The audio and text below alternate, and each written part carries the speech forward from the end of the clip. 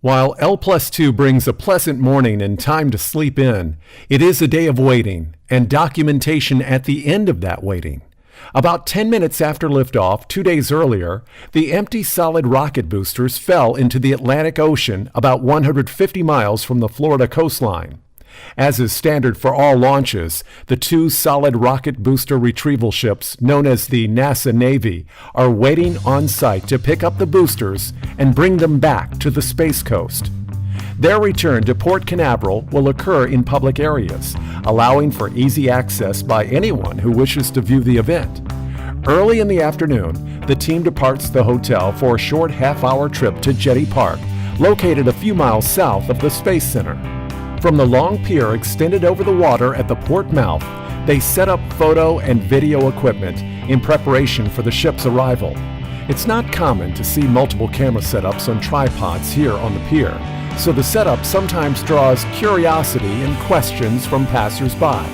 But the team is always more than happy to share their plans and experiences with the public who would otherwise go on unaware of the events about to take place. Watching and documenting the return of the SRB retrieval ships, I'd say is the most difficult event to plan for. In fact, I'd go so far as to say it's impossible to plan for. With no way of tracking the exact location of the ships at any given time, the team must often arrive on site well ahead of the expected arrival time, just in case the vessels pull into port earlier than expected. This, however, can result in a very long wait. And we went out along the pier, which is at the port mouth at Port Canaveral, and set up our gear and just kind of started waiting on the horizon, thinking, we're going to see him within a few minutes. 4 hours later, we were all sunburned and still waiting, and finally, 4 hours later, I catch sight of a short little white vessel with a big blue stripe on the side, which is the trademark, and that's when we were able to make the call and say, we see them, they're coming, and we were able to start getting video and photos. It's certainly an encouraging moment for the team, as they know their patience has paid off. With the ships in view, the team members go to work acquiring still photography and video, although it's not much good until the ships get closer. Once sighted, it takes well over an hour for the vessels to reach the port mouth. As the team and other members of the public look on, the retrieval ships enter the port with the massive 150-foot solid rocket boosters in tow. The slow pace of the vehicles allows ample time for documentation. The team even has time to discuss the function of the boosters with curious onlookers and the events that led to this point. It was really a study in contrast from going on L-1, seeing these fully loaded, very intimidating boosters sitting on the launch pad, to seeing them produce that awesome display of power on launch day right in front of you, to having them just float by you in the water doing, a couple miles an hour, with the nose cone detached and just floating like a log. They're not nearly as intimidating as they are a few days before, but it was neat to see that part of the mission come full circle. With Liberty Star and Freedom Star now safely home in Port Canaveral, the team packs up their equipment in preparation for the final event of the mission's launch phase. While in port, the SRBs will be tied up next to the ship's hulls for the final leg of their trip before being sent home to the ATK facility in Utah.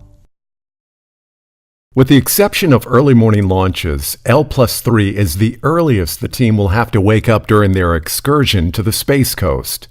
With the final mission event before landing about to take place a half hour or so away, waking up at 4:30 a.m. is standard for this day. With equipment packed and ready, the team gathers a few short miles west of the port mouth at the Port Canaveral locks. This will be the final stop for the SRBs before they are towed to Cape Canaveral Air Force Station for cleaning, disassembly, and the train ride back to Utah. The port locks are also accessible by the public, so several people from both the public and media teams show up to document the event.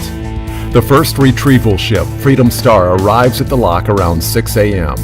With the sun still below the horizon, it can be difficult to acquire decent photos and videos of the vessel with its space-age payload in tow.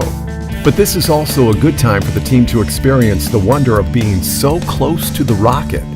During the RSS retraction event, members of the press are stationed about 500 yards from the vehicle.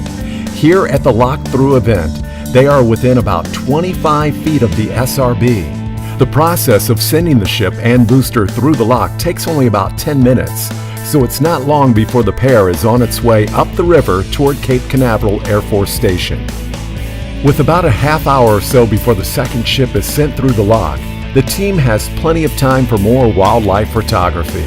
With a fleet of birds all around, manatees enjoying their morning activity, and fish hopping in the lock, there's plenty of subject matter to go around.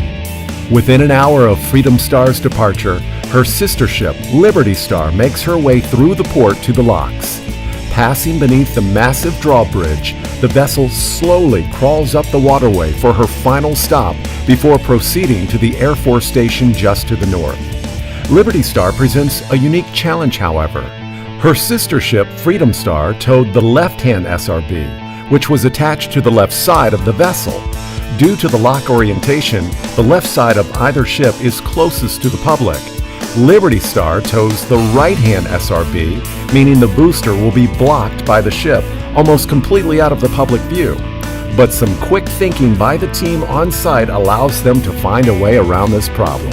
As Liberty Star was coming up with the right-hand SRB, Chris had the bright idea to ask the lock attendant, we're badged with NASASpaceflight.com. We want to get some good documentation here.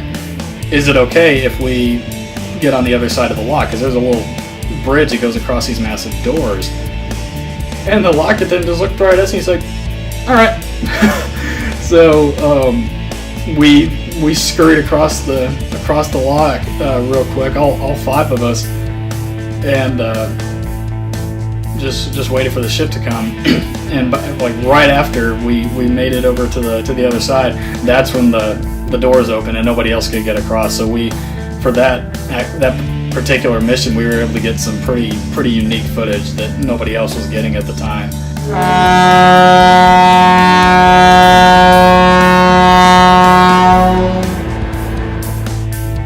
With Liberty Star now making her way to the Air Force Station, the team's work with launch operation documentation comes to a close.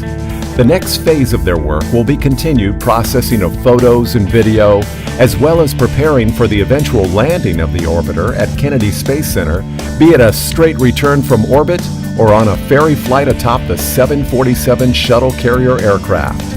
For some, however, the journey of covering events here in Florida ends here with the solid rocket boosters. For 7.5 years wanting nothing but to see a launch, it had happened. I was satisfied, and I had gotten much more out of that experience than I'd ever thought possible anyway. So it really was, I'd say, the best trip of my life, and it's something that I'll certainly never forget.